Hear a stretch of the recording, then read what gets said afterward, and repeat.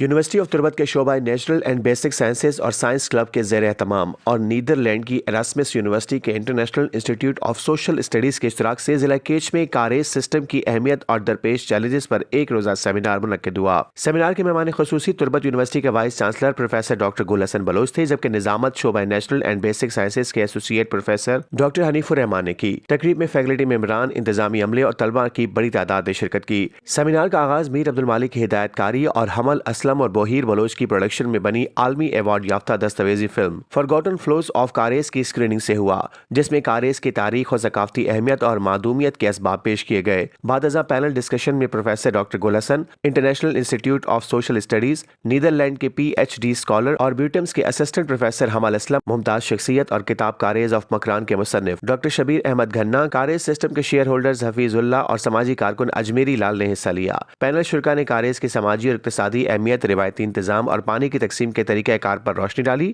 مقررین نے کاریز نظام کو انجینئرنگ کا شاہکار اور خطے کی ثقافتی شناخت کا لازمی جز قرار دیا۔ انہوں نے نشاندہی کی کہ موسمیاتی تبدیلی، ٹیوب ویلوں کی بھرمار، خشک سالی، ماہرین کی کمی اور طویل عرصے سے توجہ نہ دینے کے باعث زیادہ تر کاریز خشک ہو گئے ہیں۔ سیمینار کے اختتام پر vice chancellor professor doctor Gul حسن نے منتظمین اور شرکا کی کوششوں کو سراہا اور اس موضوع پر قومی کانفرنس منعقد کرنے کی تجویز دی تاکہ اس ماحول دوست آبی نظام کو دوبارہ زندہ کرنے کے لیے ٹھوس لاہ عمل تیار کیا جا سکے۔